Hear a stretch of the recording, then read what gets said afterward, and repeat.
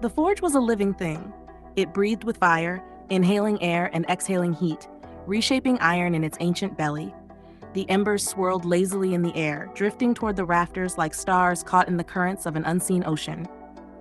Each clang of the hammer sent vibrations through the floor, through the anvil, through Abel's bones. He had heard this sound every day of his life. It was the sound of creation, of transformation, of men reaching into the heart of the earth to pull forth something greater than themselves. And yet, as he held the newly forged blade in his hands, he felt nothing. It was perfect. It should have been perfect. The balance, the weight, the edge, it was all exactly as it should be.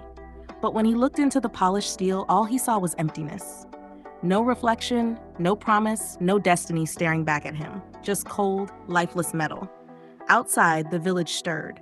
The scent of freshly baked bread mixed with the acrid bite of burning coal. Merchants called to one another as they set up their stalls. Horses whinnied, wheels creaked over cobblestone. The river beyond the town shimmered under the morning sun, its surface smooth as glass, broken only by the occasional ripple that seemed to come from nowhere. Abel turned the blade in his grip.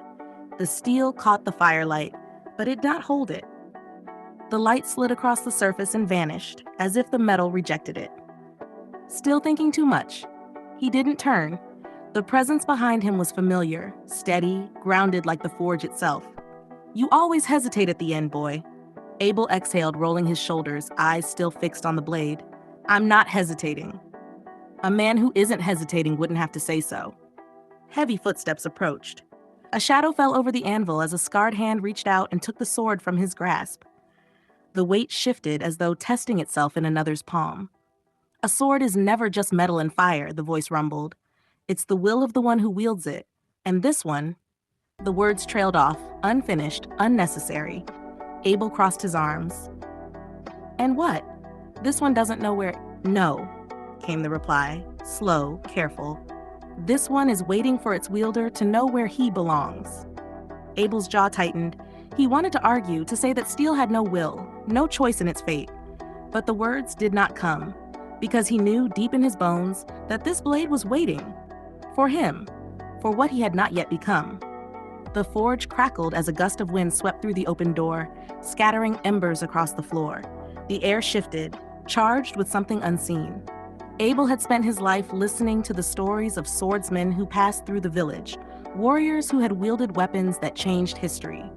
He had imagined forging something truly legendary, a blade that would outlive him. But now, as he stared at the sword, he realized something.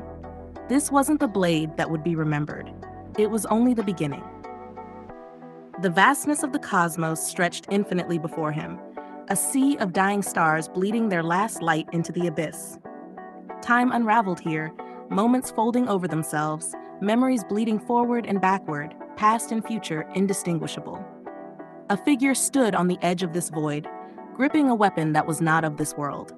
It no longer reflected light, it absorbed it. The space around its edge twisted, as though the universe itself was bending in deference to its presence. Its surface was not steel but something beyond matter, a construct of pure, distilled existence. It pulsed with a rhythm that was not sound but meaning, each vibration an echo of something lost, something found, something waiting.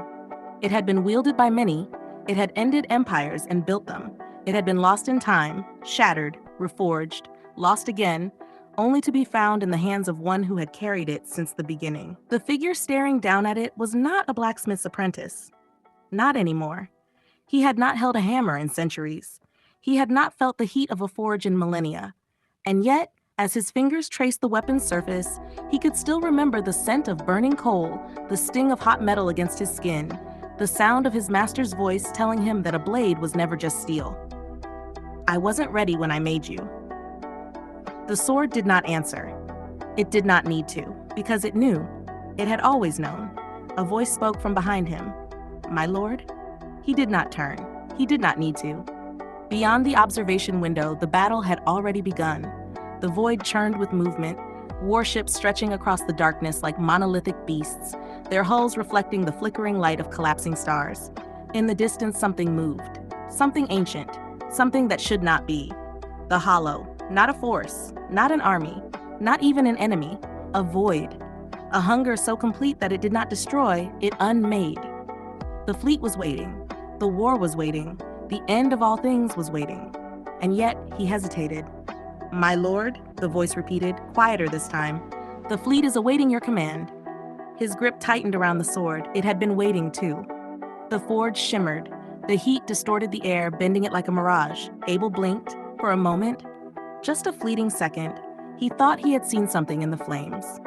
A shadow of himself, standing not in a forge, but in a place beyond time, gripping a weapon that pulsed with the heartbeat of a dying god. And then it was gone. The hammer struck the anvil again, snapping him back to the present. The weight of the unfinished sword remained in his hands. He turned to Oren, the decision already formed before he had spoken it aloud. "I'm leaving soon." Oren did not look surprised. Figured as much.